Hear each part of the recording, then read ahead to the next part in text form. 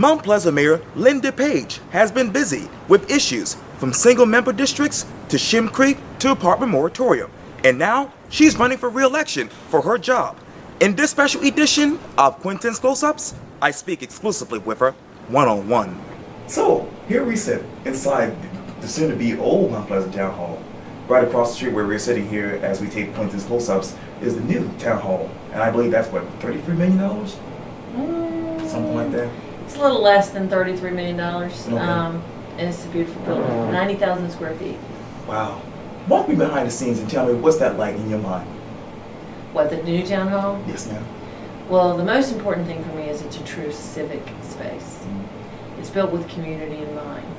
It's built to showcase government in work, in action. Sure. So the whole, there's a historical nod to the community.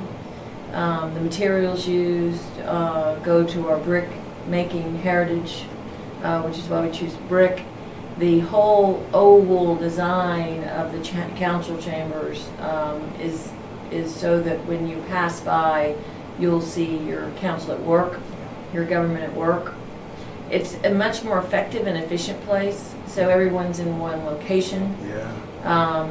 The police department is probably getting the largest upgrade because there are many, many needs that they had, evidence issues and how they handle prisoners and how people enter to go to court. Oh, yeah. So it's great improvements for the police department and really truly a place that they're going to be able to do a better job. The court area is much more effective. Now we have quite a problem, like, you know, we negotiate between court and council, and we're always shifting furniture around. Sure. So it's a wonderful building. That's right. Ferry cruise passengers to Mount Pleasant. According to Life 5 News, you said that you aren't convinced to approve the project until you're actually given further information. What more information do you want about that particular project? Well, the challenge is I don't have any information. We had a brief meeting at our Economic Development Committee that was an analysis of cruise ships being tendered into what would be our waterfront park. And in that same analysis, there are about 10 issues that were addressed. And they were asked for within the analysis. Economic development impacts. It's not really a goal of ours now to attract tourism. Our economic development plans are really about bringing businesses here, jobs here, well-paid jobs. So I need to see the economic impact. We have no information on the amount of ships, the type of ships, the quantity of ships. There are about 10 issues that I've asked for some clarification on, and hopefully we'll get those sooner than later. It's a little bit upsetting to me in that we do have a council member who wants to move forward with the initiative without providing the information. So I'm sure I'm given the opportunity to do that. I'm sure the cruise lines would be glad to pay to give us that information. I want to know that the city of Charleston wants more tourists. As wonderful as the town of Mount Pleasant is, Quintin, I think being a sister city to what Condé Nast thinks is the greatest city in the world, perhaps the traveler who's visiting here really wants to go to the city of Charleston and not the town of Mount Pleasant. The city of Charleston made limits to cruise ships. I feel like somehow we need to make sure that we're not overstepping that, and just taking more tourists there. And I really don't know what the economic impact is at this point. One of our council members does have a ship planned. He has a ship coming. That's what his company does, and he's indicated that it's less than 200 people. And I just don't know what the impact will be. So it's not that I am against anything that would help local businesses. I just don't know how it will. I need more information. Murals. There's obviously been a hot topic about that around this town this past winter. Obviously, I know that you and council members Elton Carrier, as well as Bob Brimmer, along with Mark Smith, are supporting a non-commercial sign recommendation, according to the Post and Courier. But again, some members and even some community members are actually expressing concern about that. What are the standards in your mind? Well, there are some challenges when it comes to art. You can't control content of art. So, what might be appealing to me might not be appealing to you. That's what makes it art. Right. So what we are trying to do is get past the first hurdle, and that's to make sure that public art isn't counted towards signage. It's not a sign. Will we move forward later? Will this create other issues? Perhaps it will. I can see it being problematic if you don't consider size or you don't control it in some way. But I think that it's a great first step to separate it, and that's our intent. We do have full committee support to move forward with saying that public art is not a sign. The town of Mount Pleasant itself encourages public art. We have public art on Coleman Boulevard now. We have our crabs on Coleman. We also are getting ready to start our program where we're going to be painting, the boxes with the undergrounding. So we're soliciting now for artists to create art. So we're encouraging local art, public art. I have artists in the mayor's office, art, and every month I get a beautiful new picture. Oh, wow. So we try to support local artists. Sure. I think it's important, not just art, but the cultural aspects of community are what make us great. So we'll define it farther later. This is the first step. You talk about crafts. Let's talk about Shem Creek. The Moon Tree News reports that a group of residents, business owners, and other people with ties to the creek was appointed by you and actually met several times for a few hours at a time to discuss the issues facing Shem Creek. I read that a consultant's actually coming in to come up with a plan of how to really revitalize Shem Creek. What is the state of Shem Creek in your mind? Well, it's not so much the issue of where Shem Creek is now, it's the challenges we face. And there's some big challenges facing Shem Creek. The biggest challenge is a water quality issue. Now this committee, the committee you spoke of, isn't the one who's addressing. We do have another committee that's addressing water quality. People think about, we're so blessed to live on the coast, and obviously we're surrounded by water. But if you consider that just in the headwaters of Shem Creek alone, there are 90 ponds that are privately owned. Ponds collect pesticides, fertilizer, there's waste product, and all that gets into the creek. There are other problems with septic tanks, perhaps, that are along the creek. So that's a water quality issue. That's a different committee. The committee that conjoined, that met for many months, really wanted to talk about how do we maintain the commercial character of the creek. It's important to us, obviously. The shrimp boats are our iconic skyline. When people think of Mount Pleasant and Shem Creek, I think that they think of the outriggers. They see the nets, and we want to maintain the ability of the local shrimper and the other fishermen to have access to the creek. We're pushed now. There's such a demand. It's such a wonderful place to be. So we have a lot of non-motorized boats now, with the paddle boarders and the kayakers, and everyone wants to be there. We've created such an area that's so popular. There's another issue, and we don't often talk about this, but Georgetown faced a similar issue.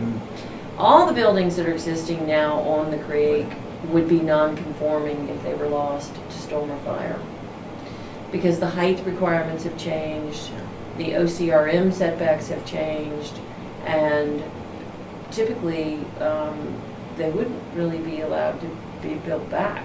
They certainly wouldn't allow to be built back as they are now in any locations. OCRM now says they need a 30-foot setback. There's a height reduction, so they would have to be lower, but they would also have to be 12-foot minimum off the ground. So with all the regulations that they're facing, you wouldn't have a Reds and a Vickery's and a Mount Pleasant Seafood. Those buildings couldn't be built back. Like I said, Georgetown had a very similar issue, and if you have a catastrophic fire, or if you have a storm event that takes out those buildings. So the reason an expert is needed is the fine citizens that met, and Cheryl Woods Flowers, our former mayor, was of course on that committee.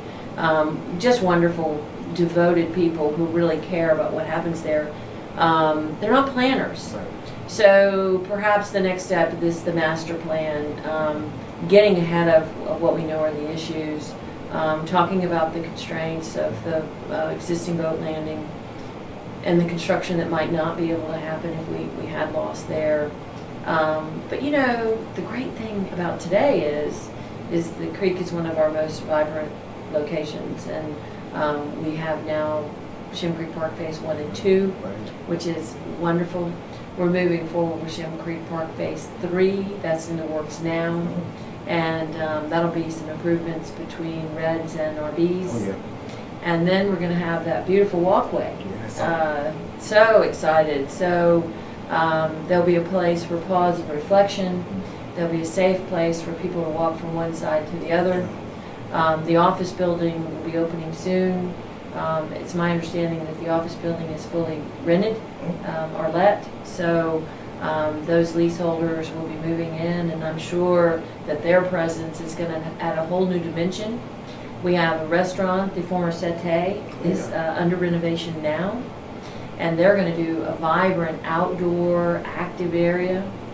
You know, the success of, on the other side, you know, we have Shem Creek Park Grill and Shelter, and I can't imagine what this summer will bring to the creek.